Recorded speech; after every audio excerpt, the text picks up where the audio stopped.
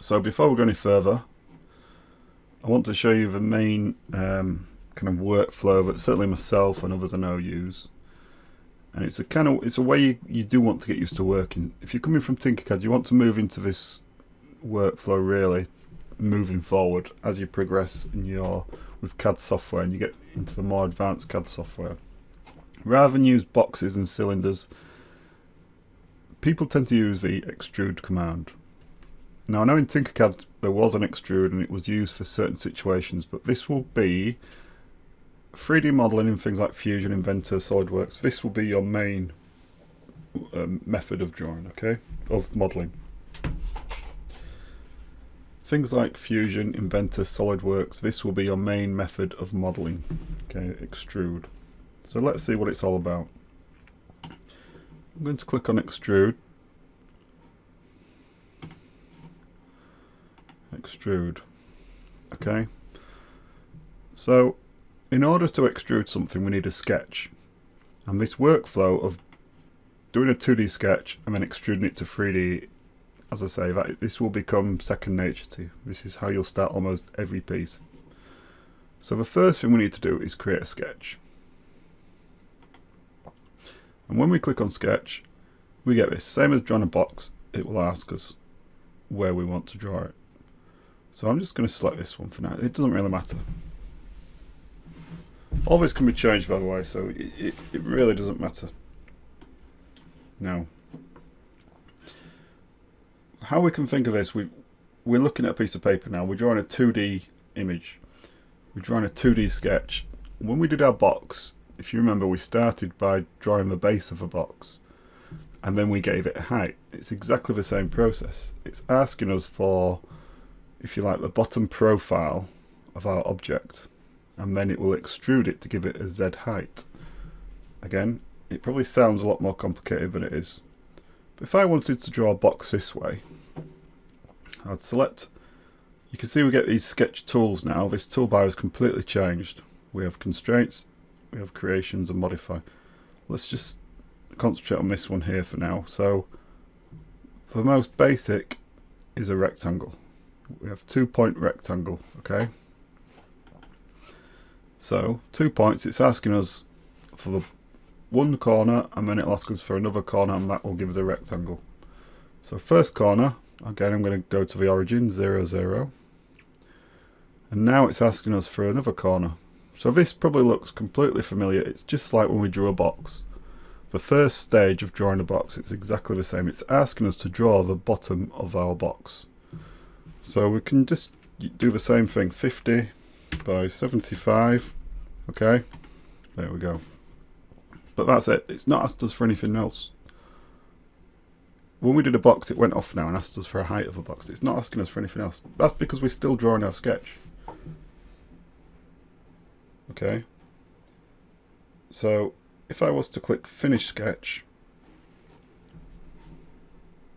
we still don't have a box, we have a sketch, and this sketch isn't actually doing anything because it's just a sketch floating in space. There's no body to it. So what we have to do now is we go to extrude and it will ask us here, what do you want to extrude? So it's looking for a sketch to extrude. Because we've only got one sketch in the drawing, it's guessed what it is and that's why it's blue. If you had more than one, you'd select it. See, we've deselected it there, so you'd select it and it'd go blue. And now it's asking us some questions, mainly the Z height. So let's give it a height of 50, okay, in return.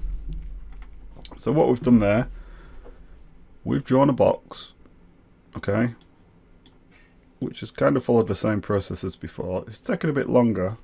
So you might be asking, why would I do it that way? Well, let's go back and do it again.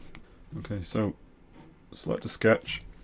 And again, I'm going to draw a rectangle again, just like we did before. Let's do that 50 by 75. Okay. Press return. So I've got our rectangle sketch, which would be the excuse me, which was like before when we drew the base of a box. But now I'm going to draw a circle and I'm going to snap to this corner here. I'm just going to draw any size circle, okay? So let's put dimension on it, okay? doesn't matter. Now I'm going to use this around here, these scissors, just to trim these lines. Okay, so now we have this weird looking shape here. Well, finish sketch, and we can still go to extrude, and we can still give it a height, and it's extruded that shape. Now nowhere here can you have a shape like that box, so you would have to do a box and then a cylinder and try and join them. So you can see this sketching and extruding gives you a lot more control over the shape. It doesn't have to be a box or cylinder. Really, it can be any shape you can draw. So that's why we tend to use that. Okay, so let's do that again. Let's do a sketch. Click on here. And this time I'm going to go to line. I'm going to click on line. I'm going to go to origin, and now I'm not going to use any kind of dimensions or anything. I am just going to randomly click all over the screen before snapping back where I started and going finish sketch. Okay, and then I'm going to go extrude, click there, and I'm going to drag that up again without putting any kind of sizes in there. So you can extrude anything. That's what makes this extrude command so much more powerful than just doing boxes and spheres. It's totally up to you. Of course you can do a box. You could extrude a box if you wanted. Yeah, like we did before. We could, let me get rid of that. You can do a sphere, a cylinder, so you can do a cylinder, yeah, just by extruding a circle and you've got your cylinder.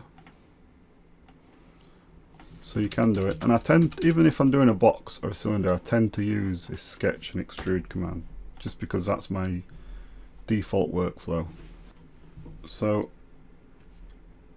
one thing to be aware of, when you do your sketch, you do want to always end, you do want to close it up, so don't leave it open like that. It needs to be an enclosed shape and finish back on your start point. You'll see when you do that it goes blue to say it can be extruded. So when finish sketch, and when you click on extrude, okay, you'll be able to select it and you'll be able to extrude it. If you leave it open it won't let you do it. Okay, so have a play about with that, just using your sketches, using lines, do some extrusions, get used to it. You probably will run into some issues where it doesn't work. Why will become clear later on, but for now just practice that extrusion, because that will be your main workflow and we'll use it all the time. Okay.